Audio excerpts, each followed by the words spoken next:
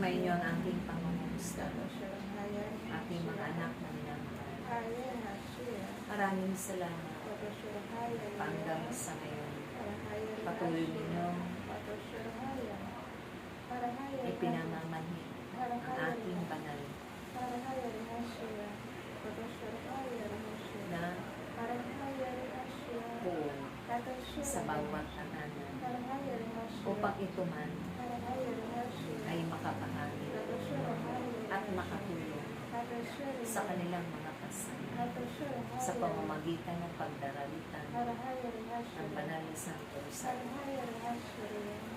Sa bawat tinuturuan mo aking anak, ito'y isang karangalan at karangalan ng Diyos na sila man ay mapanot upang dalitain araw-araw ang aking banal na Santo Rosario. Pinasasalamatan kita sa iyong nasigasig na pagtulong sa mga kapwa at ito man ay iyong ipagpatuloy dahil ako'y naroon.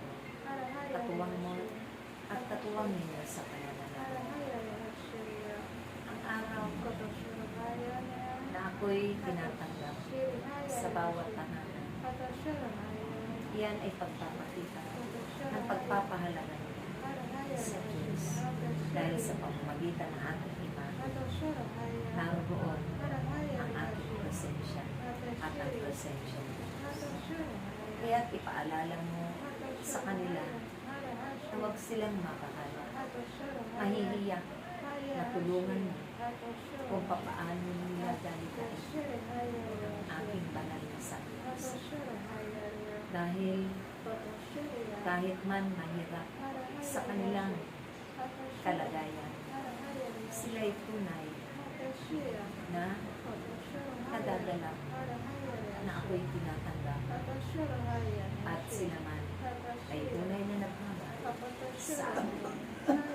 Pinakikita ng inyong mga kapwa, sila'y hindi tumatanggi sa panawagan ng Diyos. At yan ang magiging daan upang akayin ninyo sila sa banal na paanan ng Diyos. At sila rin ay mabuksan ng gawain ng amang makapangyarihan sa maraming mga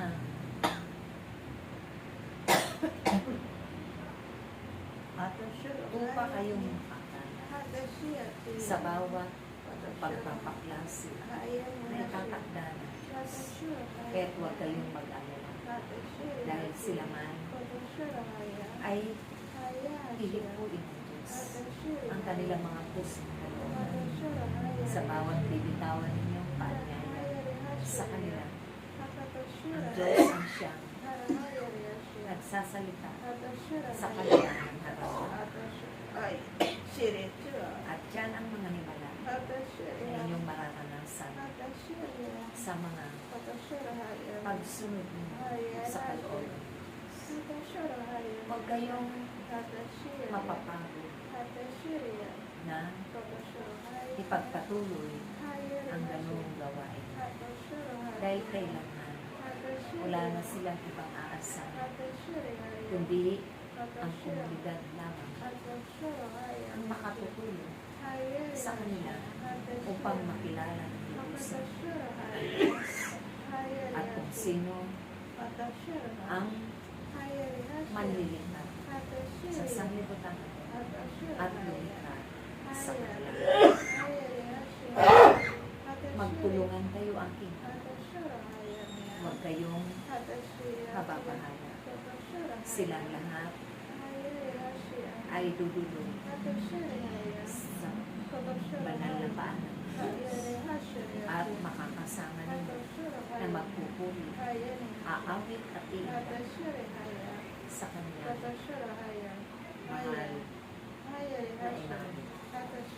At kung kayo man ay inuusin, huwag ninyong intindihin. Ito'y inyong ipanalangin. Huwag kayong panghinaan Huwag kayong mag-alilangan. Sila ay hihipuin ng Diyos upang maunawaan nila ang mga bagay-bagay na nagaganap.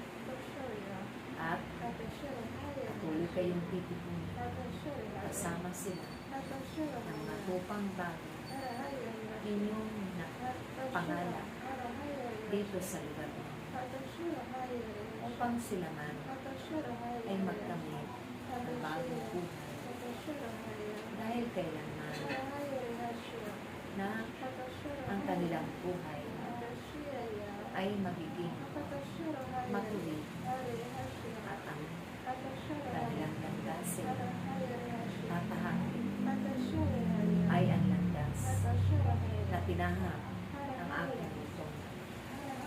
Kaya't maging matyaga ang bawat isa aking magsakripisyo kayo alang-alang sa ikapagliligtas ng mga kaluluwa at kung magkagayon pagpapalain kayo ng Diyos na makapangyarihan sa inyo. Hindi lingid sa inyo ang kalimala at luwala. Kaya't aking mga anak, magpatuloy kayo sa inyong pangangalan ng mga buhay na malaon ng tao sa salita ng Diyos at malaon ng pinananabitan ng Diyos ang upang sila man ay makapili magpakailan. Kaya aking mga anak, kayong lahat ay manalangin na. Manalangin na ihingi ng awat na baptismo. Manaway sa paglapit ninyo, kayo ay kanilang maunawa. Sa paanyaya ninyo, ang Diyos ang nagpapaanyaya sa kanilang lahat. At walang ano-ano sila man ay masisyahan na pumaroon sa templo na itinakda ng Diyos sa kanyang tibulan. Maraming salamat atin ang inyong alalahanin, ang inyong mga sulan, ang inyong mga pagsubok sa buhay. Dahil hindi ito habang buhay na nariyan sa inyo. Kundi ito daraan lang ng panandalian. At ang himala ay laging yung mga pagtao na nagmumula sa Diyos. Sumayin muli ang pagkakaisa at pag-iibigan. Naway kayong lahat ay laging magpanalangin at ipanalangin niyo rin ang bawat bansa. Higitan niyo yung bansa sa mga kaganapan inyong nasasaksihan na naway maliwanagan ang bawat isa na niluklok ng Diyos na namamahala sa kanilang sasakupan. Mabago ang kanilang puso't isipan na mapuno rin ng pag-ibig at kababaan ng kalooban. Naway sila rin ay pagharian ng Diyos magpakailanman. Ang Diyos na kanilang kilala at alam ay hindi kami lumusang nakikilala. Subalit darating din na sila rin ay unti-unting nakalimutan ang kanilang mga maling gawin sa araw-araw nila mga buhay. Sumainyo ang ating pag-ibig hanggang sa muli natin matulungan sa ngalan ng Ama, ng Anak, at ng Espiritu Santo. Praise Yahweh.